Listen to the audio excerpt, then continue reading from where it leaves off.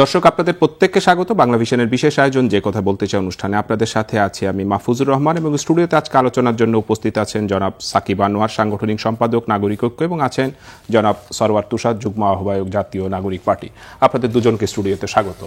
আমি একটু প্রথমে সরওয়ার তুষার আপনার কাছে যেতে চাই। আজকে আপনাদের দলের সাথে ঐক্যমত্য কমিশনের একটা বৈঠক হলো, সে বিষয়ে আমি একটু পরে আলোচনা করব। প্রধান উপদেষ্টার একটা মন্তব্য নিয়ে আমি আলোচনা শুরু করতে চাই। উনি বলেছেন যে এই অন্তর্বর্তীকালীন সরকার যে নির্বাচনটা আয়োজন করবে আগামীতে, সেটা হবে বাংলাদেশের ইতিহাসের সবচেয়ে সেরা নির্বাচন এবং দেশের গণতান্ত্রিক যাত্রার একটা মাইল ফলক হয়ে থাকবে। এটা আসলে রাজনীতি যারা করেন আপনারা সবাই আসলে এরকমই এক্সপেক্ট করেন এবং সাধারণ মানুষও সেটা এক্সপেক্ট করে। আসলে নির্বাচন ভালো হবে এটা নিয়ে কারোর দ্বিমত নেই, কিন্তু প্রশ্নটা হলো নির্বাচনটা আসলে কখন হবে সেটা নিয়ে কিন্তু আপনাদের ভিতর অনেক দ্বিমত রয়েছে। এই দ্বিমতটা আসলে কেন? এটা কি যে যার রাজনৈতিক অবস্থান থেকে করছে, না জাতীয় স্বার্থে করছে? আপনাকে ধন্যবাদ এবং আমার প্রিয় সাকিব ভাই, আমার দীর্ঘদিনের পরিচিত, আমরা তাকে শুভেচ্ছা জানাচ্ছি। এটা আপনি খুব সুন্দর দুটো শব্দ ব্যবহার করেছেন, একটা হচ্ছে জাতীয় স্বার্থ, একটা হচ্ছে দলীয় স্বার্থ। নির্বাচনের প্রশ্নে কার কি অবস্থান দেখা যাচ্ছে এটা কিন্তু নির্ধারিত হচ্ছে জাতীয় স্বার্থ এবং দলীয় স্বার্থ দ্বারা। আমরা মনে করি যে এই গভর্নমেন্ট যে বাংলাদেশের ইতিহাসে নজিরবিহীন একটা গণঅভ্যুত্থানের মধ্য দিয়ে এসেছে, তার অনেক ত্রুটি বিচ্যুতি আছে এবং থাকাটাই স্বাভাবিক। তার কারণ হচ্ছে আমাদের সমাজে এই গণঅভ্যুত্থান ঘটার 6 মাস আগেও গণঅভ্যুত্থানের সম্পর্কিত বোঝাপড়া খুব অস্পষ্ট ছিল। ফলে যে ধরনের সলিড গভর্নমেন্ট হওয়ার কথা ছিল গণঅভ্যুত্থানের পরে, এটা সেই ধরনের গভর্নমেন্ট না, কিন্তু তবু এটা গণঅভ্যুত্থানেরই সরকার। ঠিক আছে, এই সংবিধানের মধ্যে দিয়ে শপথ টপথ নিয়েছে, এগুলো হচ্ছে খুবই অর্নামেন্টাল। আমার কাছে এটা অত গুরুত্বপূর্ণ না, কারণ এই সরকার সংবিধানের মধ্যে দিয়ে আসলে চলছে না, এটা আইনের মধ্যে দিয়ে চলছে, কিন্তু সংবিধান এটার খুব প্রধান ফোকাস না। ফলে এই সরকার গঠিত হয়েছে, তার প্রধান কাজ হচ্ছে বাংলাদেশের যে সকল কারণে স্বৈরতান্ত্রিক ব্যবস্থা গেড়ে বসেছিল, ফ্যাসিবাদী ব্যবস্থা গেড়ে বসেছিল এবং বারবার নির্বাচনের মধ্য দিয়ে ক্ষমতায় এসে রাজনৈতিক দলগুলো অনির্বাচিতভাবে ক্ষমতায় থাকার নানা ধরনের পায়তারা অতীতে করেছে। আওয়ামী লীগ তার চূড়ান্ত পরাকাষ্ঠা দেখিয়ে গেল গত 15 বছর, এবং এরই ধারাবাহিকতায় কখনো কখনো রাজনৈতিক দলগুলোর ব্যর্থতার কারণেই এখানে বা তাদের এই যে ক্ষমতায় থাকার যে দুর্বিসন্ধি অনির্বাচিতভাবে, তার হাত ধরে সামরিক সরকার, সামরিক কু কিংবা ছদ্মবেশী সামরিক সরকার ইত্যাদি নানা কিছু 11-11 মতো সরকার, অনেক কিছু বাংলাদেশে ঘটেছে। আমাদের কাজ হচ্ছে মানে বাংলাদেশের জনগণের, রাজনৈতিক দলগুলোর, এই বর্তমান অন্তর্বর্তী সরকার সবার কাজ হচ্ছে এই জিনিসটাকে আটকানো। ফলে এই জায়গা থেকেই হচ্ছে আমরা যখন নির্বাচনের তারিখ বা নির্বাচনের সময়কাল নিয়ে অবস্থান নিই, তখন আসলে এটাকে মাথায় রেখে অবস্থান নেই। এখন যারা এই ব্যবস্থাটা অটুট রাখতে চায় তাদের পজিশন ভিন্নই হবে। তো আমরা মনে করি যে জাতীয় স্বার্থটা হচ্ছে যে সংস্কারের পরে ইলেকশন করা, কিন্তু সেই সংস্কারটা আপনি আবার অনন্তকাল ধরে করবেন না। আমরা মনে করি না যে সংস্কার একটি চলমান প্রক্রিয়া, এটা হচ্ছে খুব গায়েবী কথা। বাংলাদেশে যে অবস্থায় এসে আমরা দাঁড়িয়েছি, এখানে হচ্ছে কিছু ফান্ডামেন্টাল মৌলিক সংস্কার আছে, বা যেটাকে আমরা অন্যান্য সময় বলে এসেছি যে ক্ষমতা কাঠামোর সংস্কার, এটা আসলে এখনই করতে হবে। এবং তারপরে আপনি যখন এটা করে একটা গণতান্ত্রিক রাষ্ট্রের অধীনে একটা সংসদ গঠিত হবে, সেই সংসদ যে আইনগুলো পাশ করবে জনকল্যাণে, সেগুলো এক একটা সংস্কার, কিন্তু সেটা ভিন্ন প্রশ্ন। এখন আপনাকে কতগুলো ফান্ডামেন্টাল সংস্কার করে ফেলতে হবে, যেটা এই সরকারের আমলই করতে হবে। সকল রাজনৈতিক দলের এখানে ভূমিকা থাকবে এবং আমরা ভূমিকা রাখছি। এটা করার পরে হচ্ছে আপনার ইলেকশনটা আসবে, সেটা এক্সপেক্টেড টাইম বোঝা যাচ্ছে যে ডিসেম্বর টু জুনের কথা এসেছে, এই সময়কালের মধ্যে। কিন্তু আমরা একটা জিনিসের বিরোধিতা করেছি সবসময়, এখনো করছি, যে এই মৌলিক সংস্কারটা সম্পন্ন না করে শুধুমাত্র একটা রাজনৈতিক দল কিংবা তার কিছু আপনার সমর্থক বা এলাইক কিছু আরো ছোট ছোট রাজনৈতিক দল, তারা যদি বলে যে ডিসেম্বরেই নির্বাচন দিতে হবে, December is our cut off time. আমরা একটা রাজনৈতিক দল, সবচেয়ে বড় রাজনৈতিক দলের মুখ থেকে এই কথাটা শুনেছি যে December is our cut off time, এবং এরপরে দেশে বিশৃঙ্খলা হবে। ফলে আমরা প্রশ্ন করতে পারি যে ডিসেম্বরের পরে যদি বিশৃঙ্খলা হয়, সেটা দায় কার হবে? কারণ কথাটা যেভাবে এসেছে, আমরা এইভাবে বলি নাই যে অমুক সময়টা হচ্ছে কাট অফ টাইম। আমরা বলেছি যে সংস্কারটা করে আপনি যদি ডিসেম্বরের মধ্যে ইলেকশন করতে পারেন, ডিসেম্বর ইজ ফাইন, কোনো সমস্যা নেই। কিন্তু যদি আরো 2-3 মাস কি 6 মাস সময় লাগে, আপনাকে দিতে হবে এই সময়, কারণ এই সুবর্ণ সুযোগ বাংলাদেশে আর আসবে না। যদি সর্বোচ্চ যে সময়সীমা প্রধান উপদেষ্টা জাতিসংঘের মহাসচিবের উপস্থিতিতে যে সময়সীমা বলেছেন, এবং আমরা ডক্টর ইউনূসকে যেন আমাদের লেভেলে নামিয়ে নিয়ে না আসি, উনি একটা বৈশ্বিকভাবে একটা কমিটমেন্ট করেছেন যে উনি জুনের মধ্যে শেষ করবেন, মানে এর আগেই, জুনের আগেও শেষ করতে পারেন। June is his cut off time, ঠিক আছে? তো এর মধ্যে যে উনি শেষ করবেন, এইটা আমরা ওনাকে অবিশ্বাস বা সন্দেহ আমি অন্তত আমার জায়গা থেকে করছি না। আমি মনে করছি যে উনি এই সময়ের মধ্যে এটা সম্পন্ন করবেন, কিন্তু এটা সম্পন্ন করার জন্য তাকে এই সময়টুকু দিতে হবে। এবং সেটা দেওয়ার জন্য রাজনৈতিক দলগুলো যে কাট অফ টাইম বলছে, আমরা বলতেছি যে আপনি সংস্কারটা করার পরে এই নির্বাচনটা এই সময়ের মধ্যে দেন। কিন্তু এইখানে একটা বড় প্রশ্ন, সেটা হলো আপনারা বলছেন যে মৌলিক কিছু সংস্কার আসলে প্রয়োজন, Right. এটা সবাই আসলে করে, কিন্তু মৌলিক কি কি সংস্কার প্রয়োজন এবং এই সংস্কার বাস্তবায়নের জন্য আসলে কতটুকু সময় আপনার মনে হয় যে আগামী জুনের মধ্যেই মৌলিক সংস্কারগুলো সম্ভব হবে কিনা? খুবই সেই সম্ভব। প্রশ্নের উত্তর নেব আমি একটু। সাকিব ভাই, আপনার কাছে একটু জানতে চাই, এই যে নির্বাচনের সময়টা নিয়ে এখন রাজনীতি, বিভিন্ন দল বিভিন্ন ধরনের বক্তব্য দিচ্ছে, তাদের দলীয়ভাবেই দিচ্ছে বা জাতীয় স্বার্থটাকেও তারা চিন্তা ভাবনা করছে, কিন্তু তাদের বক্তব্যটা কি আসলে টু দ্য পয়েন্টে থাকছে না কিছুটা ফ্ল্যাকচুয়েট করছে? যেমন আমরা জামাত ইসলামের কথাই যদি ধরি, ইউএস এর সাথে একটা মিটিং এর পরে বললো যে রমজানের আগে, আবার জামাতের আমির গতকালকে বাজকেও যেটা বলেছেন যে সংস্কারের পরে। এই সময়সীমাটা নিয়ে বিরোধের, মানে 6 মাস যদি নির্বাচন আগে পরে হয়, খুব বেশি বিরোধ কি তৈরি হবে? ধন্যবাদ। যারা শুনছেন তাদেরকে শুভেচ্ছা জানাচ্ছি এবং শুভেচ্ছা জানাচ্ছি আমার সহ আলোচক, আমার দীর্ঘদিনের আমাদের সহযোদ্ধা, আসলে আমরা একই সাথে রাজপথে লড়াই করেছি, সারোয়ার তুষার, তাকেও শুভেচ্ছা জানাচ্ছি। দেখেন, নির্বাচন ইস্যুতে বিএনপি শুরু থেকে অতি দ্রুত নির্বাচন চায়, এই পজিশনে তারা ছিল। এনসিপি কিংবা তার আগে জাতীয় নাগরিক কমিটি, তারা বরাবরই বলে আসছিল যে সংস্কারের পরে নির্বাচন। এখন নতুন করে একটা শব্দ যুক্ত হয়েছে যে মৌলিক সংস্কার। এর আগ পর্যন্ত ছিল যে সংস্কারের পরে নির্বাচন। তখন এই প্রশ্নগুলো ছিল যে আসলে সংস্কার তো, যেটা সারোয়ার তুষার বললেন, যেটা চলমান প্রক্রিয়া না, কিন্তু অ্যাকচুয়ালি সংস্কার তো একটা চলমান প্রক্রিয়াই। কারণ আপনি নির্দিষ্ট কোনো একটা সংস্কার পর্যন্ত যাওয়ার পরে বলতে পারেন না যে এখন আর রাষ্ট্রের কোনো সংস্কারের প্রয়োজন নাই। রাষ্ট্রের সংস্কার না, প্রত্যেকটা বিষয়েরই সংস্কার প্রয়োজন আছে এবং এটা চলতে থাকবে। হ্যাঁ, এখন এই অভ্যুত্থানের পরে নির্দিষ্ট কিছু আলোচনা সামনে আসছে, যেমন সংবিধানের বেশ কিছু জায়গাতে হাত দিতে হবে, যদিও এই কথাগুলো কিন্তু এই অভ্যুত্থানের পরে এসছে, ব্যাপারটা সেরকম না। 7 জানুয়ারি যে নির্বাচন, যে ডামি নির্বাচন যেটা হয়েছিল, সেই নির্বাচনের আগেও বিরোধী পক্ষে যারা ছিলেন, যুগপৎ লড়াই হয়েছে যখন বিরোধী দলগুলো একত্রিত হয়ে, সে সময় কিন্তু যে দফার ভিত্তিতে, এখন অবশ্য অনেকেই বলেন যে বিএনপির 31 দফা, 31 দফা কিন্তু বিএনপির না, অ্যাকচুয়ালি বিএনপির ছিল 27 দফা। যেমন আমার দল নাগরিক ঐক্য, আমরা একটা জোটে আছি, গণতন্ত্র মঞ্চ। ইনফ্যাক্ট সারোয়ার তুষার ভাই এই নাগরিক কমিটিতে যোগ দেওয়ার আগে উনি রাষ্ট্র সংস্কার আন্দোলনের অংশ ছিলেন, সেটাও আমাদের একটা শরিক দল।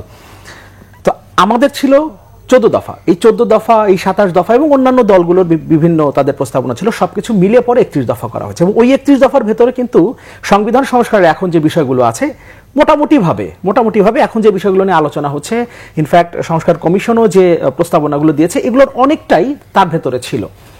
ফলে সংস্কারের আলোচনাটা কিন্তু এই অভ্যুত্থানের পরে এসে ব্যাপারটা সেরকম না, কিন্তু তখন আসলে আলোচনায় এত বেশি করে আসে নাই, আসার সুযোগ ছিল না। যেটা এই অনুষ্ঠান শুরুর আগে আমরা কথা বলছিলাম যে কতটা মানে গণমাধ্যম আসলে কতটা মানে নিয়ন্ত্রিত ছিল। ফলে আমাদের কথা, আমাদের দফা, আমাদের আলোচনা, আমাদের সংস্কারের প্রস্তাব, এগুলো আসলে অত বেশি করে জনগণের কাছে পৌঁছানো সম্ভব হয় নাই, যেটা অভ্যুত্থানের পরে আমরা সেটা করতে পারছি। এই কারণে মনে হচ্ছে যে অভ্যুত্থানের পরেই হয়তো সংস্কার আলোচনাটা এসছে, কিন্তু সংস্কার আলোচনা আরো আগে থেকেই আছে। এবং যে মৌলিক বিষয়গুলোর কথা বলা হচ্ছে, সেগুলো আসলে এনসিপি যেহেতু মৌলিক সংস্কারের কথা বলছে, ওই মৌলিক বিষয়গুলো আসলে তাদেরও একটু ক্লিয়ার করা দরকার যে এগুলো কি আসলে আমরা মৌলিক জায়গাগুলো মনে করছি। আরেকটা বিষয় হচ্ছে যে ফ্ল্যাকচুয়েট করার কথা যেটা বললেন, জামাত ইসলামী, এনসিপি মোটামুটি একই রকম ভাবেই কথা বলছিল। সর্বশেষ আপনি একটা মিটিং এর কথা বললেন, আমি আরেকটা মিটিং না, একটা সৌজন্য সাক্ষাৎকেও আমরা এখানে রেফারেন্স হিসেবে আনতে পারি। লন্ডনে গিয়েছিলেন ডাক্তার শফিকুর রহমান, জামাত ইসলামের আমির, এবং সেখানে বেগম জিয়ার সাথে তার সাক্ষাৎ হয়েছে, বিএনপির চেয়ারপারসন। সেখানে বিএনপির অ্যাক্টিং চেয়ারপারসনের সাথেও তার দেখা হয়ে থাকতে পারে, আমরা জানি না। এবং তারপরে আমরা এটার সাথে মেলাচ্ছি এই কারণে যে ওখান থেকে ফেরার পরেই এয়ারপোর্টে তিনি এই কথাটা বললেন যে আমরা আগামী রমজানের আগে নির্বাচন চাই, এবং রমজানের আগে হিসাব করতে গেলে তার মানে জানুয়ারির মধ্যে নির্বাচনটা উনি চাচ্ছেন। বিএনপি চাচ্ছে ডিসেম্বরের মধ্যে, ওনারা চাচ্ছেন এখন জানুয়ারির মধ্যে। তার মানে এখন গ্যাপটা মাত্র 1 মাসের। আর সরকারের পক্ষ থেকে যেটা বলা হচ্ছে যে প্রধান উপদেষ্টা বেশ কয়েকবার রিপিট করেছেন যে ডিসেম্বর থেকে জুনের মধ্যে নির্বাচন হবে, কিন্তু উনি যখন আবার সরকারের বিভিন্ন অংশের সাথে, বিভিন্ন বডির সাথে যখন বসছেন, তখন কিন্তু উনি আবার বলছেন যে ডিসেম্বরকে সামনে রেখে প্রস্তাব, মানে আমাদের সকল প্রিপারেশনগুলো নিতে হবে। আবার নির্বাচন কমিশন সর্বশেষ বিএনপি যেদিন বৈঠক করলো প্রধান উপদেষ্টার সাথে, তারা অবশ্য বের হয়েছে বলছে তারা এই বৈঠক নিয়ে সন্তুষ্ট না, যে রোডম্যাপ যেভাবে তারা আসলে এক্সপেক্ট করছিল সেভাবে আসলে দেয়া হয় নাই, প্রধান উপদেষ্টা দেন নাই। কিন্তু ওই দিনই আবার নির্বাচন কমিশনের পক্ষ থেকে বলা হয়েছে যে তারা ডিসেম্বরকে সামনে রেখেই এগোচ্ছেন এবং জুন জুলাইয়ের মধ্যে নির্বাচনের রোডম্যাপটা ঘোষণা করা হবে। নির্বাচনের রোডম্যাপ আসলে রাজনৈতিক দল চাইতেই পারে, এবং এটা আসলে মাস পার হয়ে যাওয়ার পর এখন অন্তর্বর্তীকালীন সরকারেরও এই ধরনের একটা রোড ম্যাপ দেয়া। রোড ম্যাপ মানে তো আপনি নির্দিষ্ট কোনো ডেট বলবেন না, আপনি বলবেন যে আমি এই কাজগুলো করছি এবং এই কাজগুলো আমার টেন্টেটিভ এই সময়গুলো লাগবে এবং তারপর আমি নির্বাচনের দিকে যাব, সেখানে আমার এই প্রতিবন্ধকতাগুলো আছে, এই কাজগুলো আমার বাকি আছে, সেগুলো আমি এখন করার চেষ্টা করছি। এবং রোডম্যাপটা দিয়ে ফেললে কি হবে, আপনি আসলে ওই রোডম্যাপ অনুযায়ী ওই জায়গাতে পৌঁছানোর জন্য আপনি যে কাজগুলোর কথা বলেছেন সেটা আসলে কতটুকু আপনি করতে পারলেন সেটা একটা অ্যাকাউন্টেবিলিটি তৈরি হবে। যে 1 মাস চলে গেল, আপনি বলছেন যে 6 মাসের মধ্যে আমি নির্বাচন করবো, 1 বছরের মধ্যে নির্বাচন করবো, যেটাই বলেন না কেন, সেই রোডম্যাপ অনুযায়ী আপনি আসলে 1 মাসে কতটুকু অ্যাচিভ করলেন, 2 মাস পরে কতটুকু অ্যাচিভ করলেন, সেটা একটা অ্যাকাউন্টেবিলিটি তৈরি হয়। এবং এই অ্যাকাউন্টেবিলিটিটা এতদিন পরে সে অন্তত সরকারের পক্ষ থেকে আসলে থাকা উচিত যে হ্যাঁ আমরা এই পদ্ধতিতে নির্বাচনের দিকে যাচ্ছি। কারণ আলটিমেটলি এটা তো গণ অভ্যুত্থানের কথাই তো আমরা বলি, কোন রাজনৈতিক দলের কোন একটা নির্দিষ্ট অংশের তো অভ্যুত্থান না। রোডম্যাপের কথা বলছেন, নির্বাচন কমিশনের রোডম্যাপ থাকতে পারে, সরকারের রোডম্যাপ। এখন আপনি যদি একটা ফিক্সড তারিখ বা একটা মাস ঠিক না করেন, সেক্ষেত্রে আসলে রোডম্যাপটা আসলে নির্বাচন কমিশনই কিভাবে ঘোষণা করবে? কারণ তারা বলছে জুনের দিকে তারা ঘোষণা করবে, তাদেরকে তো একটা নির্বাচনের টেন্টেটিভ ডেট ধরে আসলে নির্বাচন রোডম্যাপ ঘোষণা করতে হবে। আমি এই জায়গাটা আসবো, আমি একটু মানে জনাব সারওয়ার তুষার আপনার কাছে জানতে চাচ্ছিলাম যে আপনারা বলছেন মৌলিক সংস্কার, এই মৌলিক সংস্কারগুলো আসলে কি কি? মৌলিক সংস্কার আমি এইখানেই বলছিলাম যে সংস্কার একটি চলমান প্রক্রিয়া, এই কথার সাথে কোথায় আমরা দ্বিমত করি।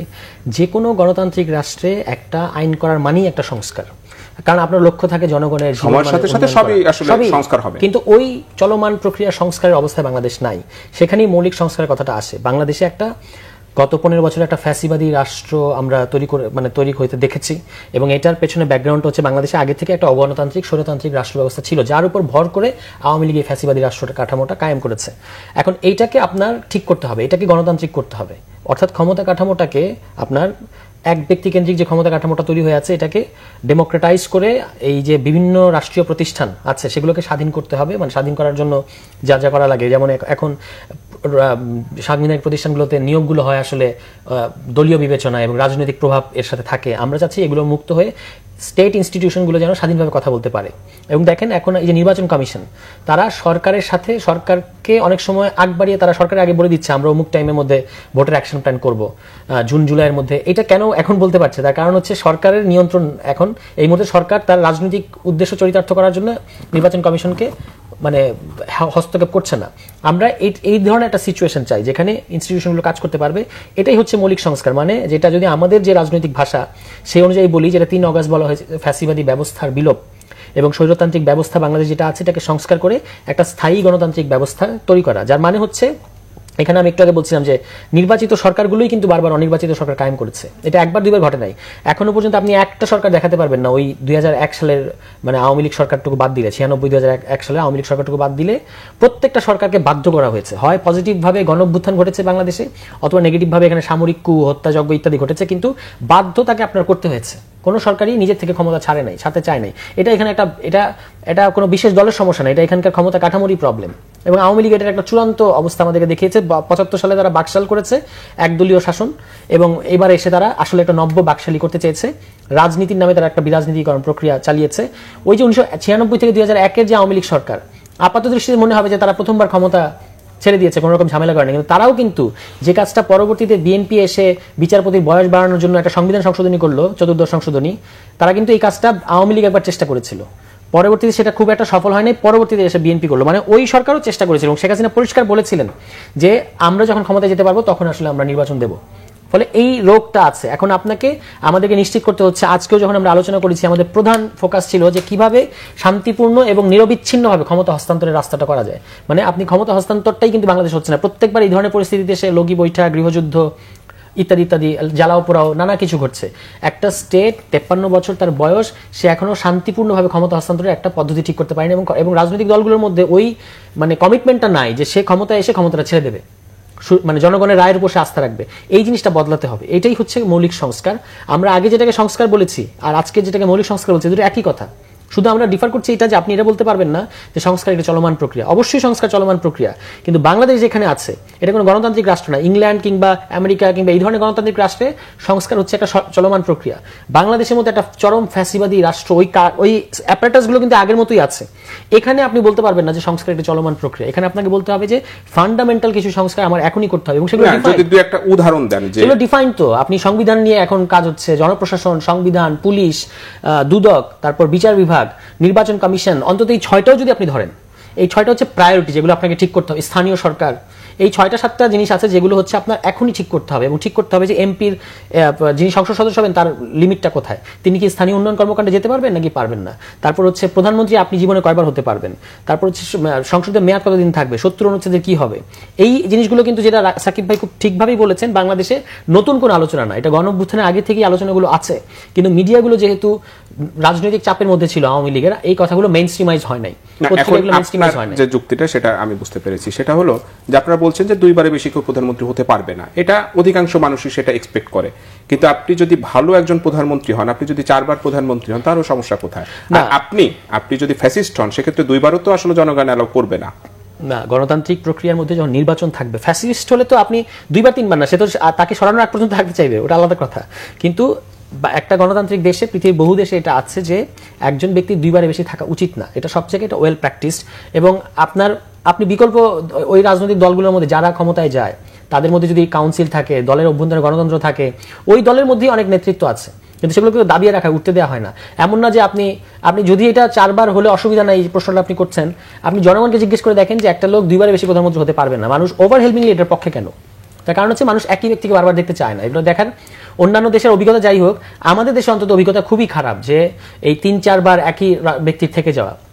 সেখান থেকে বলা হচ্ছে, এবং এটা ভালো এই কারণে যে দলের মধ্যে থেকে যে কেউ, ধরুন এখন এই যে এনসিপি দল এসেছে, এনসিপি একটা নতুন দল, আশা করি যে তারা ভবিষ্যতে আরো শক্তপোক্ত এবং একটা সরকার গঠন করার মতো অবস্থায় যাবে, কিন্তু এই দলে কিন্তু আপনি দেখবেন যে অমুকের ছেলে, অমুকের চাচার এইসব কোনো রেফারেন্স নাই, সবই সাধারণ বাংলাদেশের সাধারণ মানুষের ছেলে মেয়েরা এখানে এসছে রাজনীতি করতে।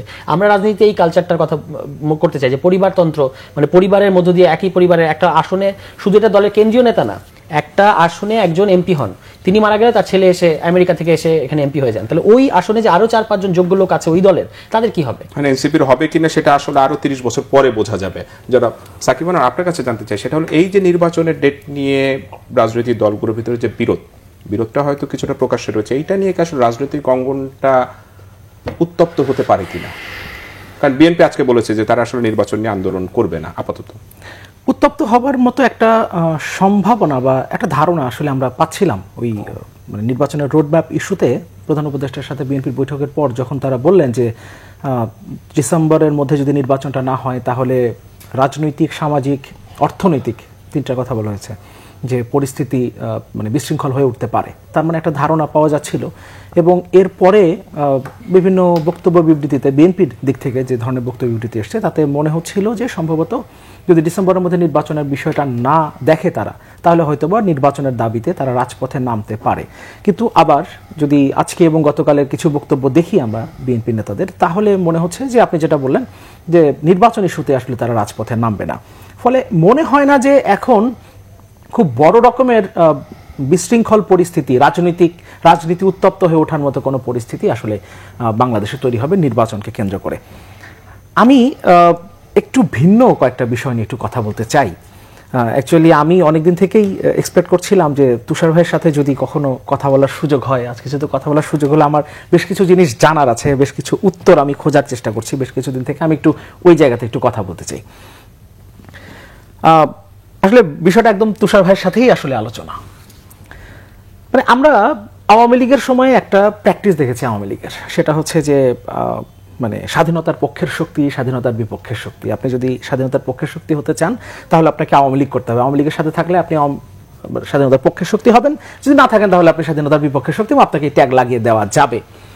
তো একই রকম কি একটা প্র্যাকটিস আমরা এখন মানে কিছুটা দেখছি না, যে এই যে অভ্যুত্থান যেটা হলো 24-এর অভ্যুত্থান, এই অভ্যুত্থানে একই সাথে রাজপথে যখন আপনি ছিলেন, বা আমি আপনার কথাই বলছি কারণ যেহেতু আপনি সামনাসামনি আছেন, আমরা আরো অন্য কাউকে দিয়েও কথা আমরা আলোচনা করতে পারতাম, কিন্তু তিনি যেহেতু সামনে নাই, এই কারণে আপনাকে সরাসরি আপনাকে এই কথাই বলছি যে যে পথে আসলে আমরা হেঁটেছি, একই সাথেই হেঁটেছি, আপনি যে পথে ছিলেন আমিও সেই পথে হেঁটেছি।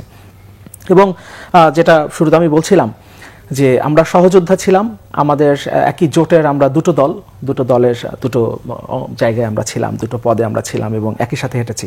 5 আগস্টের পরে আমি আপনার একটা বক্তব্য দেখেছিলাম আর কি, সেটা হচ্ছে এরকম যে আপনারা রাজনীতিবিদরা সম্ভবত 36 ইয়ার্সের কথা বলছিলেন, যে 36 বছরে পারেন নাই বলে আমরা 36 দিনে বাংলাদেশকে ফ্যাসিবাদ মুক্ত করেছি। 5 আগস্ট পর্যন্ত আসলে আমরা উভয়ই রাজনৈতিক দলেরই অংশ ছিলাম। তার মানে আপনারা রাজনীতিবিদরা না, এটা হওয়ার কথা নিশ্চয়ই আমরা রাজনীতিবিদরা, কারণ একটা রাজনৈতিক দলের সাথে সম্পৃক্ত থাকার মানে তো আমি রাজনীতিবিদ। কিন্তু এই যে মানে ওখান থেকে এসে যখন আমি নাগরিক কমিটি কিংবা এনসিপির অংশ হয়ে গেলাম, তখন আমি আসলে অভ্যুত্থানের স্পিরিটটা ধারণ করতে শুরু করে দিলাম, অথচ হয়তো আমরা একই সাথে একইভাবেই আমরা চলেছি। আরো দু একটা বিষয় একটু বলি, যেমন সামান্তা শারমিনের গতকালের একটা বক্তব্য দেখলাম যে পুরো সরকার নাকি বিএনপি চালাচ্ছে। বিএনপি চালাইতে পারে, আমি বিএনপি করি না, সুতরাং এটা বিএনপির বিষয়, বিএনপি এটার উত্তর দিবে। কিন্তু একটা বিষয় হলো এই সরকারে এখনো 2 জন ছাত্র প্রতিনিধি আছেন এবং তারা যে কোনো ভাবেই হোক না কেন বৈষম্যবিরোধী ছাত্র আন্দোলন, পরবর্তী জাতীয় নাগরিক কমিটি, এনসিপি এর সাথে মানে ইনভলভ। যদি আমরা হয়তো কাগজে কলমে হয়তো সেভাবে ইনভলভ না, কিন্তু আমরা জানি যে আসলে এক ধরনের সম্পৃক্ততা তো আছেই। আবার এনসিপির আহ্বায়ক যখন সরকারে ছিলেন, সরকারে থাকার প্রায় 1 মাস আগে থেকে, উনি পদত্যাগ করার প্রায় 1 মাস আগে থেকে গণমাধ্যমে এটা প্রকাশিত হয়েছে। আন্তর্জাতিক গণমাধ্যমও মোটামুটিভাবে জানিয়ে দিয়েছে যে এনসিপির নতুন দলের আহ্বায়ক হতে যাচ্ছেন, দলের প্রধান হতে যাচ্ছেন নাহিদ ইসলাম, যিনি এখন সরকারে আছেন। তিনি সরকার থেকে পদত্যাগ করলেন এবং পদত্যাগ করে সরাসরি গিয়ে তিনি দলের সভাপতি হলেন বা আহ্বায়ক হলেন। ইনফ্যাক্ট এর পরে এএফপি এবং রয়টার্সের 2টো সাক্ষাৎকার আমি দেখেছিলাম নাহিদ ইসলামের, যেখানে মানে রয়টার্স এবং এএফপি বলছে যে তারা সাক্ষাৎকারটা নিয়েছে নাহিদ ইসলামের সরকারি বাসভবন থেকে। মানে তার মানে হচ্ছে দল গঠন হয়ে যাওয়ার পরে, দল আত্মপ্রকাশ হয়ে যাওয়ার পরেও সম্ভবত উনি সরকারি বাসভবনে থেকেছেন। ফলে সরকার কারা চালাচ্ছে এই প্রশ্নটা আসলে আমরা মনে হয় করতে পারি, মানে আমরা তো বিএনপিও করি না। সাকিব ভাই, এইখানে আমি একটু এই জবাবটা আমি একটু নেব, একটু মানে সরতোষ আপনার কাছে একটু অন্যভাবে জানতে চাই। সাকিব ভাই যে প্রশ্নগুলোর অবতারণা করলেন, এখন কি আমাদের এই সোশ্যাল মিডিয়াটা আসার পরে নির্দিষ্ট 1-2টা বক্তব্য নিয়ে একটা বিরোধ তৈরি হয়, এই প্রবণতাটা আসলে বাড়ছে? এটা কি রাজনীতির জন্য ভালো? আমি যদি হোলিস্টিক ভাবে চিন্তা করি তাহলে একভাবে, পার্টিকুলার একজন ব্যক্তির একটা বক্তব্য ধরে যখন আমরা বিরোধটা তৈরি করি, সেটাকে আমাদের রাজনীতির জন্য শুভ একটা ফল বয়ে আনবে? আচ্ছা, আপনি এটার উত্তর আগে আমি একটু বলি যে নাহিদ ইসলামের যে উনি বললেন সরকারি বাসভবনে, এটা কিন্তু আমাদের, আমি যতটুকু জানি সরকারি নিয়ম, আপনি 2 মাস পদত্যাগের পরে একটু সময় পাওয়া যায়। একটা লোক মন্ত্রী ছিলেন, মানে মন্ত্রী পদমর্যাদার, তার নতুন একটা বাসা খুঁজতেও তো মিনিমাম টাইম। নাহিদ ইসলাম তো এখনো থাকছেন না, তার তো এখনো 2 মাস পার হয় নাই, ঠিক আছে? তবু তিনি থাকছেন না, তিনি দ্রুততম সময়ের মধ্যে, যতটুকু দ্রুততম সময়ের মধ্যে একটা নতুন বাসা খুঁজে উনি চলে গেছেন, এবং এটা তার আগে থেকে সিদ্ধান্ত ছিল। এর বাইরে যেটা আমার যে বক্তব্যের প্রসঙ্গ উনি তুলেছেন সাকিব ভাই, সেটার ব্যাপারে আমি বলি যে এটা আসলে আপনারা রাজনীতিবিদ বা আমরা রাজনীতিবিদ এরকম প্রসঙ্গ না, এটা হচ্ছে রাজনীতিবিদদের একটা সমালোচনা। আমি যদি তার মধ্যে পড়ি তাহলে আমিও, এবং এটা একটা খুব, আমি একটা পদ্ধতিগত আলোচনা করতে চাচ্ছিলাম যে, এবং এটা একটা কনটেক্সট ছিল। কনটেক্সটটা হচ্ছে যে আমার ওই বক্তৃতার আগেই কোনো একজন বর্ষিয়ান রাজনীতিবিদ তিনি বলেছিলেন যে আমার সাথেই বোধহয় কোনো একটা আলোচনায় যে তোমরা 36 দিন আন্দোলন করে কি হয়ে গেছে, আমরা 36 বছর ধরে রাজনীতি করতেছি, এরকম ওইটারই উত্তর ছিল আর কি এটা, ঠিক আছে? তো সেই উত্তর দিকে আমি যেটা বলেছি, এবং এটা একটা খুব পদ্ধতিগত আর্গুমেন্ট, আমি এখন এটা ডিফেন্ড করি। ব্যাপারটা হচ্ছে বাংলাদেশের রাজনৈতিক দলগুলোই কিন্তু বাংলাদেশের সকল গন্ডগোলের মানে একেবারে গোড়ায়, ঠিক আছে? মানে যতগুলো সমস্যা আপনি দেখতে পাবেন রাজনৈতিক দল, ধরেন আমি 2টো উদাহরণ দিতে পারি। আওয়ামী লীগ তো আওয়ামী লীগ নিয়ে তো আমাদের একটা সেটেলড পজিশন, কিন্তু যে বিএনপিকে আমরা গণ অভ্যুত্থানের অংশীদার মনে করি এবং নির্যাতিত গত 15 বছরের, তার কি ঐতিহাসিক দায় নেই বাংলাদেশ এই অবস্থায় আসার পেছনে? বাংলাদেশের তত্ত্বাবধায়ক সরকার 96 সালে বিএনপি কি ধরনের নির্বাচন প্রথমে করেছে সেটাকে আমরা জানি না। 4র্দশ সংশোধনী কি হয় নাই যে আপনার বিচারপতি, কিন্তু সেটারও তো একটা কনটেক্সট ছিল, একটা কেয়ারটেকার গভর্নমেন্টের বিল পাস করাকে কেন্দ্র করে যে নির্বাচন, না 3 জোটের রূপরেখায় আপনি কমিট করে এসেছিলেন যে আপনি মানে এটা কিন্তু বিএনপি তার সিগনেটারিজ, যে তত্ত্বাবধায়ক সরকার একটা নিরপেক্ষ সরকারের অধীনে নির্বাচনগুলো হবে। বিএনপির প্রথম দফাতে এটা আপনার মানে কমিটমেন্ট ভঙ্গ করেছে। তারও আগে উপনির্বাচন, মাগুরা উপনির্বাচন, কি ধরনের উপনির্বাচন বিএনপি উপহার দিয়েছে। আমি কিন্তু এটা বিএনপি সমালোচনা করছি না, আমি বলছি রাজনৈতিক দলগুলোর কালচারের কথাটা। এবং আবারও এসে 6 সালে বিএনপি কিন্তু নিজেদের একজন পছন্দের সাবেক বিচারপতিকে বসানোর জন্য, একজন ব্যক্তিকে বসানোর জন্য একটা সংশোধনী করেছে সংবিধানে। এখন একটা গণঅভ্যুত্থান ঘটার পরে বিএনপি সংবিধান পরিবর্তন করতে দিতে চায় না, হোয়ারেস তারা একজন ব্যক্তিকে এম্পাওয়ার করার জন্য একটা সংবিধান সংশোধনী করেছে। এবং অতীতে আরো 2বার আব্দুস সাত্তারের সময় এরকম একবার ঘটেছে, শাহাবুদ্দিন সাহেবের সময় একবার এরকম ঘটেছে, যে এখন ব্যক্তির জন্য সংবিধান সংশোধনী করতে হয়েছে। আর এখন একটা এত বড় গণঅভ্যুত্থান ঘটার পরে সংবিধান পরিবর্তনের কথা বললে অনেকের মানে ঘুম হারাম হয়ে যায়, এরকম একটা অবস্থা। ফলে আমার কথাটা খুব সিম্পল ছিল যে পলিটিক্যাল পার্টিগুলো বাংলাদেশে প্রবলেমের সলিউশন দিতে পারে না, তারা প্রবলেমের পার্ট। এবং এই গণঅভ্যুত্থানও আমরা যেহেতু বারবার আবার এটাও তো ঠিক যে কোনো সমস্যা সমাধানে এই রাজনৈতিক দলগুলো ছাড়া কোনো, এটা একটা প্যারাডক্সিক্যাল সিচুয়েশন। রাজনৈতিক, আমি নিজেও তো রাজনৈতিক দল করেছি এবং নতুন একটা রাজনৈতিক দলে যোগ দিয়েছি, কিন্তু রাজনৈতিক দল ছাড়া, রাজনীতি ছাড়া রাজনৈতিক সমস্যার কোনো সমাধান নাই। এক, দুই হচ্ছে বাংলাদেশের বাস্তবতায় দেখা যাচ্ছে যে রাজনৈতিক দলগুলো সমস্যার অংশ, হয় তাদের রাজনৈতিক বোঝাপড়ার এটা সমস্যা অথবা কায়েমি স্বার্থ ইত্যাদি, যে কারণেই বলেন, কিন্তু এটা হচ্ছে বাস্তবতা। মানে আমাদের এখানে আপনার রাজনৈতিক দলগুলো যদি পিসফুল ট্রানজিশন অফ পাওয়ারের ব্যাপারে সৎ থাকতো, কিংবা যদি এটা না হতো, তাহলে সংকটটা এত দূর পর্যন্ত যায় না। এবং এইখানেই আসলে সমালোচনাটা আসছে যে আমরা তো একসাথে আন্দোলন করেছি। দেখুন, আমি এটা বারবার বলেছি, আবারও আপনার এখানে সংক্ষেপে বলি যে 24শে জানুয়ারি এবং 24শে জুলাই আমাদের সামনে দুটো, কিন্তু আমি এটাকে বলি দুটো প্যারাডাইম। এই দুটো প্যারাডাইম, জানুয়ারি আগেও আমরা রাস্তায় ছিলাম, আমরা একসাথে হাতে হাত ধরে আমরা আন্দোলন করেছি, কিন্তু সমস্যাটা কোথায়? ওই আন্দোলনটা কিন্তু ফেল করেছে, এবং ফেল করাটা ইট ওয়াজ ইনএভিটেবল যেটা ফেল করতো। কেন? কারণ ফ্যাসিবাদী সরকারের কাছে আপনি নির্বাচন চাচ্ছেন, এটা হয় না, এবং আমেরিকার স্যাংশনের উপর নির্ভরশীল। আমরা রাস্তায় এদিকে রিস্ক নিচ্ছি, ঝুঁকি নিচ্ছি, ওদিকে নেতারা চাচ্ছেন, মানে যে দলের সাথে আমরা যুগপথে করছি তাদের একটা ভরসা ছিল যে আমেরিকা স্যাংশন দেবে এবং আওয়ামী লীগ কুপকাত হয়ে যাবে, সুষ্ঠু নির্বাচন দিতে বাধ্য হবে, মানুষ বিএনপিকে ভোট দিয়ে ক্ষমতা আনবে। এই যে রোডম্যাপটা কল্পনা করেছে, ইভেন 7 জানুয়ারি এখানে সেটা কি আপনারা স্টুডেন্টরা করেননি এই আন্দোলনের সময়? কারণ আপনাদের একজন উপদেষ্টাও তো বলেছেন যে আমরা আমেরিকান এম্বাসির সাথে যোগাযোগ রেখেছি। এই প্রশ্নটা আমি নেব, আমি একটা ছোট্ট বিরতি নিয়ে আসি। দর্শক এতক্ষণ দেখছিলেন যে কথা বলতে চাই অনুষ্ঠান, এই পর্যায়ে ছোট্ট একটি বিরতির পরে আবারও ফিরে আসছি আলোচনায়।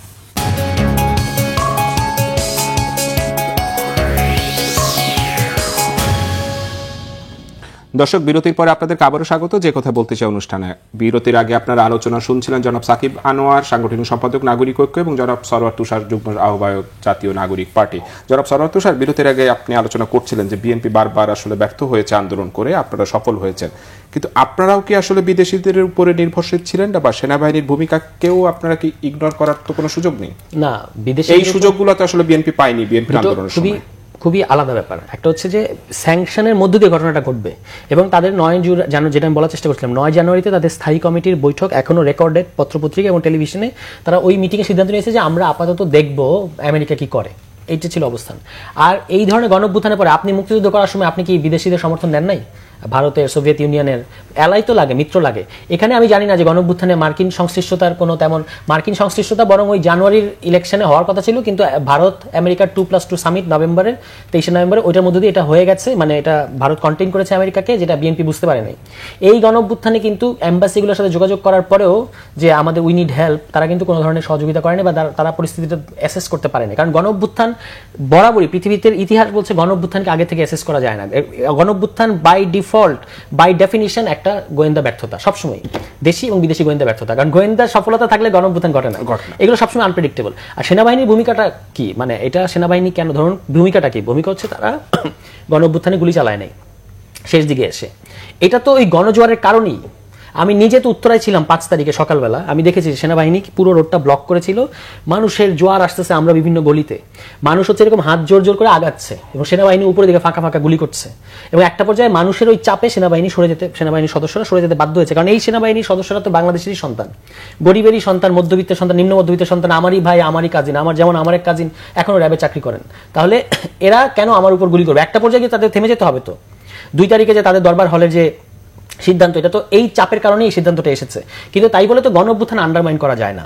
গণঅভ্যুত্থানের চাপে এটা হয়েছে। ফলে আমি ওইটাই বলছিলাম যে বিএনপির আন্দোলনের সমস্যাটা ছিল যে তাদেরকে গণঅভ্যুত্থানের লাইনটাই ধরা উচিত ছিল, এবং বিএনপির বিভিন্ন নেতারা কিন্তু মির্জা ফখরুল সহ অনেকেই মুখে মুখে এটা কথা বলেও ছিলেন জানুয়ারির আগে, কিন্তু তারা ওই লাইনে যান নাই। না যাওয়ার কারণে বিএনপির এই যে এত নেতাকর্মীরা ঢাকা শহরে এসেছে, তাদের পালসটা ছিল এরকম যে ভাই আমাদের ক্ষমতা চাইতে হবে না, শেখ হাসিনাকে আমরা সরাই যাব। এই যে রক্ত দেওয়ার জন্য তারা এসছে, এটাকে বিএনপি নেতৃত্ব ঠিকমতো মূল্যায়ন করে না। এটাই হচ্ছে আমার বক্তব্য।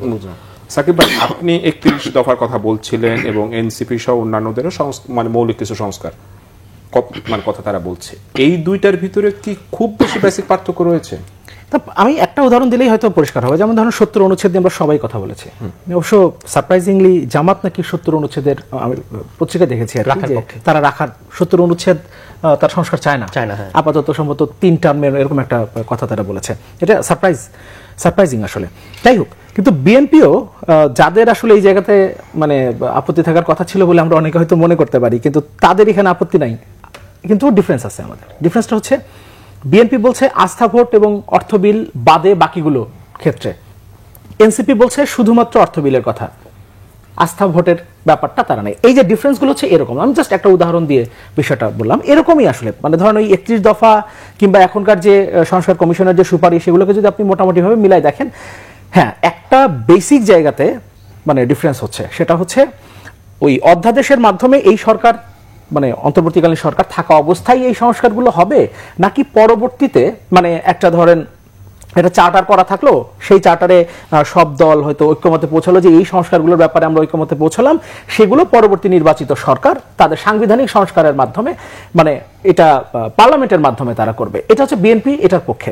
আর অনেক দল এনসিপির আমি অনেকগুলো জায়গায় পত্রিকাতে দেখেছি তারা বেশিরভাগ ক্ষেত্রেই অধ্যাদেশের মাধ্যমে এই সরকার ক্ষমতায় থাকা অবস্থাতেই এই সংস্কারগুলো চায়। এই ধরনের কিছু জায়গাতে মানে পার্থক্যগুলো আছে, খুব বেশি আসলে পার্থক্য নাই। আমি একটু তুষার ভাইয়ের কিছু কথা নিয়ে একটু বলি।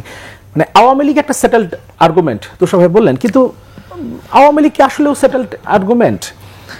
যেমন ধরেন যারা আওয়ামী লীগ নিষিদ্ধের কথা সবচেয়ে মানে শক্তভাবে বলছে, আমরা তাদেরকে কিন্তু মানে আওয়ামী লীগ পুনর্বাসনের পক্ষে রিফাইন্ড আওয়ামী লীগের ব্যাপারে পজিটিভ পজিশন নিতে দেখেছি। আমি যদি ভুল না করি সমকাল একটা রিপোর্ট করেছিল, সেখানে পরিষ্কারভাবে বক্তব্য এসেছিল নাহিদ ইসলামের, আসিফ মাহমুদ, নাহিদ ইসলাম তখন সরকারে ছিলেন, নাহিদ ইসলামকে কোট করে আসিফ মাহমুদ বলেছিলেন, সেই রিপোর্ট এসেছিল তার বক্তব্য, সেখানে সার্জিস আলমের বক্তব্য এসেছিল, সেখানে নাসিরউদ্দিন পাটোয়ারির বক্তব্য এসেছিল, এবং তারা প্রত্যেকেই মানে এই আওয়ামী লীগকে কিভাবে আওয়ামী লীগকে আসলে ফেলে দেওয়া যাবে না, আওয়ামী লীগকে যারা সমর্থন করেন তাদেরকে ফেলে দেওয়া যাবে না, ফলে আওয়ামী লীগকে একটা সুযোগ দেওয়ার ব্যাপার ছিল।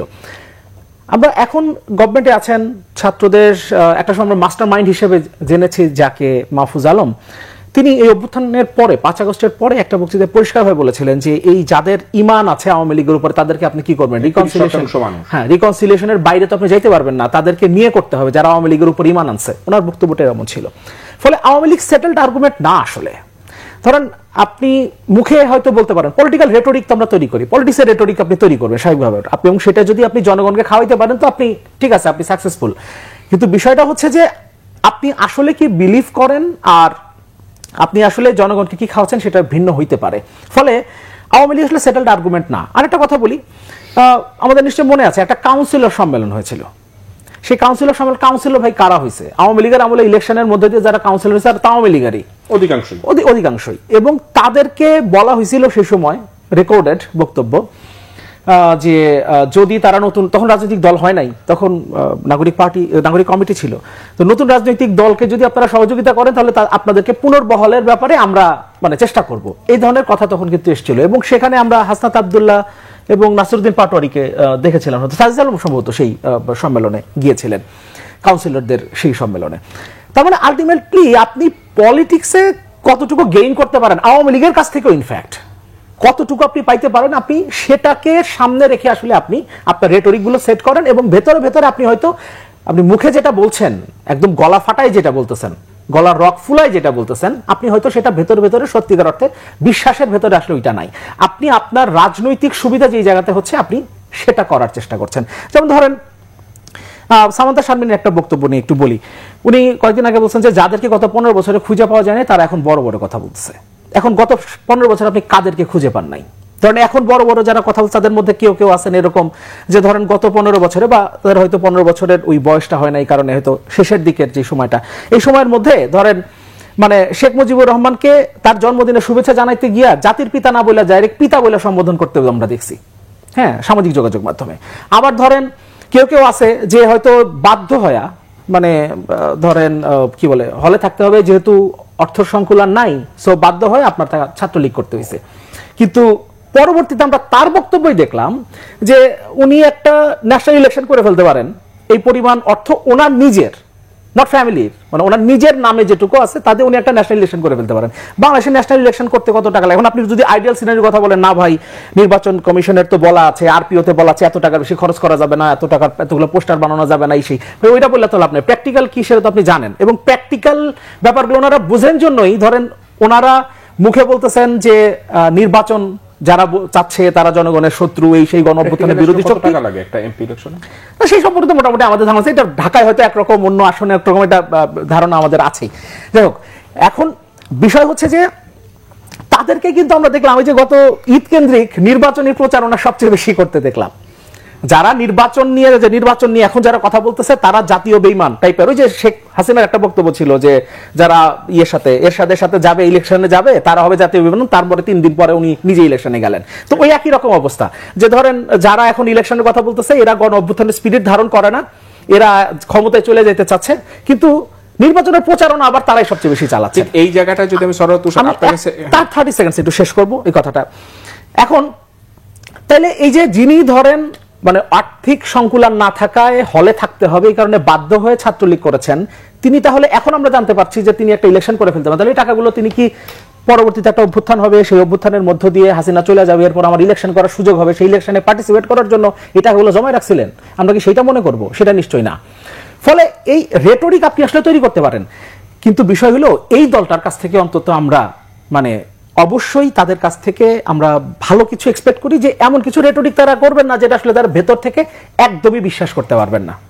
ঠিক এই জায়গাটা যদি আমি সরতুষ আপনার কাছে জিজ্ঞেস করি, যে সেটা হলো যে অনেকেরই মত যেরকমের যে আপনারা একটা সফল আন্দোলন করলেন, আপনারা আসলে একটা হিরো, কিন্তু যখনই আপনারা রাজনৈতিক দল গঠন করলেন, রাজনীতিবিদ হিসেবে কি আপনারা ততটুকু সফলতা পেয়েছেন? সাকিব আনোয়ারের যে 2-1টা উদাহরণ দিলেন, আপনি সেটা বুঝতে পেরেছেন কার সম্পর্কে বলেছে।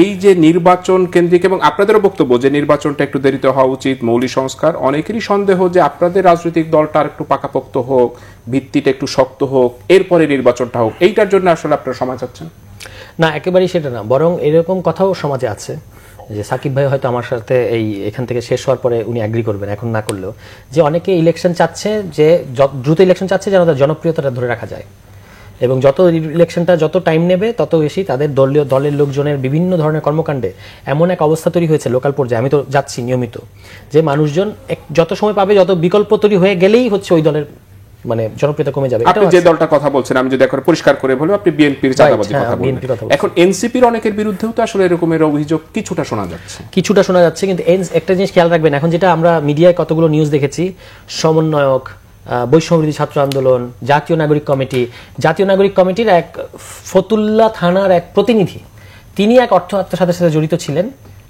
জুলাই ফাউন্ডেশনের, পত্রিকা নিউজ হচ্ছে এনসিপি নেত্রী। তা এরকম বললে তো হবে না, আমাদের এনসিপিটা এখনো পর্যন্ত একটা কেন্দ্রীয় কমিটি বা অন্য কিছু নাই, ঠিক আছে?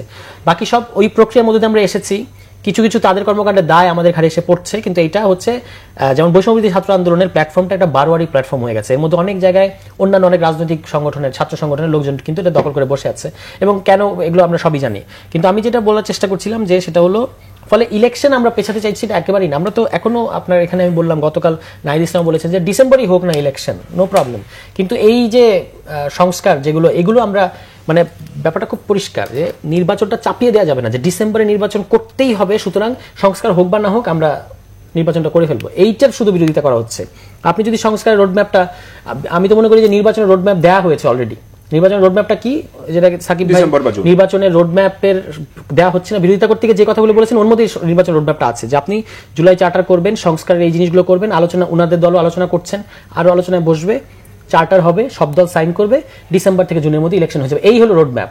আর আরেকটা যেটা বিএনপি চাচ্ছে সেটা হলো ডেডলাইন, মানে আপনাকে এখনই বলতে হবে যে অমুক মাসের অমুক, যেমন বিএনপির এক নেতা দুদু সাহেব উনি বলেছেন কিন্তু কোন বছর, কোন সাল, কোন মাস, কোন দিন, কোন তারিখে দিবেন সেটা বলেন। তাই এইটা যদি হয় মানসিকতা, তাহলে সমস্যা, কারণ স্বাভাবিক সময় তফসিলের আগে আসলে মানে ইলেকশনের ডেট আমরা জানতে পারি না, আর এখন তো একটা এক্সেপশনাল সময়ের মধ্যে আমরা আছি, ফলে রোডম্যাপ এবং ডেডলাইনের মধ্যে পার্থক্য করতে হবে।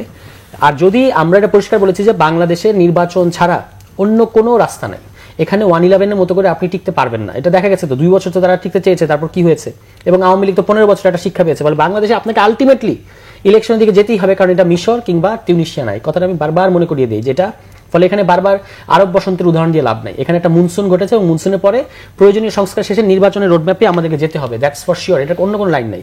কিন্তু যদি আপনি অন্য সকল কিছু বাদ দিয়ে রাষ্ট্র কাঠামো সংস্কার না করে নির্বাচনে যান, তাহলে এটা আমাদের কথা না, আকবর আলী খান, নুরুল কবির সহ বাংলাদেশের বহু বিদ্বজ্জন তারা বলেছেন যে এটাকে বলা হয় নির্বাচনী স্বৈরতন্ত্র।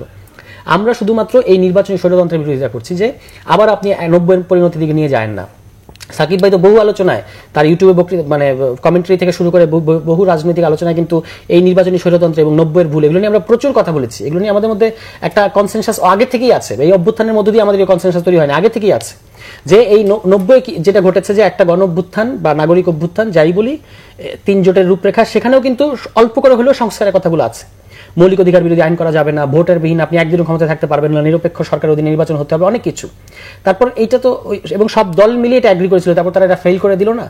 এই পরিণতিটা এবার একই যদি এত রক্তদানের পরে এবং এত অভূতপূর্ব একটা গণঅভ্যুত্থানের পরে বাংলাদেশের ইতিহাসে যদি এটা ঘটে, মানে আপনি কোনো রকম একটা চার্টার করলেন 9-6 করে, এবং তারপর যারা ক্ষমতায় আসলো তারা এসে বললো না না ভাই এগুলো আর হবে না, এই যদি পরিণতি হয় তাহলে সেটা খুবই ভয়াবহ হবে। মানে ভয়াবহ হবে, একদিকে দুঃখজনক হবে, দ্বিতীয়ত হচ্ছে বাংলাদেশে আবার একটা গণঅভ্যুত্থানের মতো পরিস্থিতি তৈরি হবে। কেন হবে? কারণ এই তরুণ প্রজন্ম এবং আমাদের মতো যারা পরিবর্তনবাদী রাজনীতিবিদ ইনক্লুডিং সাকিব ভাই থেকে শুরু করে আমাদের কিন্তু একটা গভীরভাবে এনসিপি বিরোধিতা আপনি করেন নো প্রবলেম, কিন্তু গভীরভাবে আমাদের একটা সংস্কারের তথা পরিবর্তনের বাংলাদেশের হিস্ট্রি যেটা বলে যে একটা গণ অভ্যুত্থান বা পরিবর্তনের জন্য আসলে 18-20 বছর ওয়েট করতে হয় আমাদের বাংলাদেশে। না, বাংলাদেশের ইতিহাস আরেকটা জিনিস বলে, আমি সংক্ষেপে বলি, বাংলাদেশে আপনি যদি একটা ড্রিম মানুষের সামনে হাজির করতে পারেন এবং সেটা যদি বাস্তবসম্মত হয় তাহলে মানুষ 6 থেকে 7 বছর সময় নেয়। 40 সালে লাহোর প্রস্তাব, 47 সালে পাকিস্তান, 66 সালে 6 দফা, 71 সালে দেশ স্বাধীন, 18 সাল থেকে এখানে সংস্কারের কথা জোরে সোরে এসেছে, 24 সালে গণঅভ্যুত্থান ঘটে গেছে। ফলে এই গণঅভ্যুত্থানের পরের যে রাষ্ট্র সংস্কারের যে কথাবার্তাগুলো দেয়ালে দেয়ালে থেকে শুরু করে এমনকি সরকারি পর্যায়ে এখন জাতীয় ঐক্যমত্য কমিশন এমনভাবে কথাগুলো সমাজে স্ট্রাইক করেছে যে ফর দ্য টাইম বিং আপনি হয়তো এটাকে থমকে দিতে পারবেন যদি আপনি চান। আমি কোনো রাজনৈতিক দলকে উদ্দেশ্য করে বলছি না, মানে যদি ধরেন এটা কেউ কোনো কায়ামি স্বার্থবাদী গ্রুপ যেটা চায়, কিন্তু এটা আলটিমেটলি পারবে না, কারণ এগুলো সমাজে গভীরভাবে আন্ডারস্ট্যান্ডিং তৈরি হয়ে গেছে এগুলোর ব্যাপারে, 70 অনুচ্ছেদের ব্যাপারে, প্রধানমন্ত্রী মেয়াদের ব্যাপারে, অনেকগুলো বিষয় এগুলো আজও কালো হবে। এবং আমি দেখি যেটা মানে আমরা সেই সংগ্রামের মধ্যে আছি, এবারই অনেকগুলো জিনিস অর্জন হবেই, কারণ বিএনপিও যাই বলুক বিএনপিও সংস্কার চায়, বিএনপি অনেকগুলো সংস্কার রাজি, কিন্তু মানে আপত্তিটা তর্কটা উঠছে পদ্ধতিগত বিষয়, কিভাবে হবে সংস্কার, কারা করবে, কিন্তু সংস্কার বিএনপিও চায়। ফলে এবারই অনেকগুলো সংস্কার হয়ে যাবে, আর বাকি যেগুলো হবে না সেগুলো আপনার আরো 2-3 বছরের মধ্যেই হবে। সাকিব ভাই, একবার 1 মিনিটে যদি একটু বলেন যে আগামী নির্বাচনটা আসলে কেমন হতে পারে এবং আসন বিন্যাসটা যদি আপনি দেখেন যে এনসিপি রাজনৈতিক ভবিষ্যৎটা আপনি কি দেখেন? এনসিপি রাজনৈতিক ভবিষ্যতে এই প্রশ্নটা আসলে তুষার ভাই আমার থেকে অনেক ভালো আপনার কাছে জানতে চাই। আচ্ছা, না আমরা তো এক্সপেক্ট করি যে এটা যেহেতু অভ্যুত্থানের উপরে দাঁড়িয়ে এই দলের জন্ম হয়েছে, ফলে এই দলটাকে আমিও ধারণ করি, কারণ এই অভ্যুত্থানকে তো আমি ধারণ করি, ফলে অভ্যুত্থানের উপরে দাঁড়ানো এই দলটাকে আমি ধারণ করি, ফলে এই দল সামনের দিনে ভালো করবে, বাংলাদেশের গণতান্ত্রিক রূপান্তরে তারা ভূমিকা রাখবে, সেটা তাদের কাছ থেকে প্রত্যাশা করি, এবং তারা ভালো করুক, এটাই আসলে আমাদের প্রত্যাশা, জনগণের প্রত্যাশা, সবারই প্রত্যাশা। আমি খুব সংক্ষেপে একটা কথা বলি, আগামী ভোটটা কেমন হবে সেটা প্রধান উপদেষ্টা বলছেন সম্ভবত যে এমন ভোট আর কখনো হয়তো সেরা ভোট হবে, আমরা আশা করি যে সেরকম ভোট হোক। সংস্কারের বিষয়ে যে আলোচনাটা এসছে, একটা ভুল ধারণা নেই, সংস্কার এবং নির্বাচনকে মুখোমুখি দাঁড় করিয়ে দেওয়া হয়েছে, এটা আসলে একটা পলিটিক্যাল রেটরিক, কিন্তু সংস্কার এবং নির্বাচন কিন্তু আসলে মুখোমুখি দাঁড় করানোর কোনো বিষয় না। আমরা যেমন বলছি, যেটা বলছিলেন তুষার ভাই, যে আমরা সবাই তো আসলে সংস্কারের কথা বলি, যেমন সংবিধানের সংস্কারের কথা কিন্তু আমরা বলেছি, যেই জায়গাতে আমরা কাজ করেছি, যে জায়গাতে আমরা কথা বলেছি, সেই একই জায়গাতে সরওয়ার তুষার কিংবা তার সাথে যারা এখন কাজ করছেন তারাও বলেছেন। এখন আবার নতুন করে আলোচনা নিয়ে আসা হয়েছে যে সংবিধান পরিবর্তন। এখন ধরেন এই সংবিধান যেটা আছে এটা যদি আপনি পরিবর্তন করে নতুন করে লিখতে যান, তাহলে যে প্যান্ডোরার বাক্সটা খোলা হবে, এই বাক্সকে আপনি আর বন্ধ করতে পারবেন? কারণ এখন যত অংশীজন আছে, একজন একটা মানবে, আরেকজন একটা মানবে না, আমি ধর্ম নিরপেক্ষতা মানবো না, আরেকজন বলে আমি বহুত্ববাদ মানি না, আপনি এই প্যান্ডোরার বাক্সটা যদি একবার খোলেন আপনি এটা আর বন্ধ করতে পারবেন না। ফলে যেটুকু সংস্কার আসলে রাষ্ট্রে কোনো বিশৃঙ্খলা তৈরি না করে, অতটুকু সংস্কার, এবং মাস্ট অবশ্যই একটা অবাধ, সুষ্ঠু, নিরপেক্ষ, অংশগ্রহণমূলক একটা নির্বাচন না, এই নির্বাচন পদ্ধতি আপনাকে একটা চালু করতে হবে, যাতে আগামী ভবিষ্যতে আসলে যেন ফ্যাসিবাদের জন্ম না হতে পারে। এই জায়গায় আসলে সব রাজনৈতিক দল অবশ্যই। আমার সময় একেবারেই শেষ, আপনাদের দুজনকে অসংখ্য ধন্যবাদ। দর্শক, এতক্ষণ দেখছিলেন যে কথা বলতে চাই অনুষ্ঠান, আজকের মতো এখানেই বিদায় নিচ্ছি, সবাইকে ধন্যবাদ।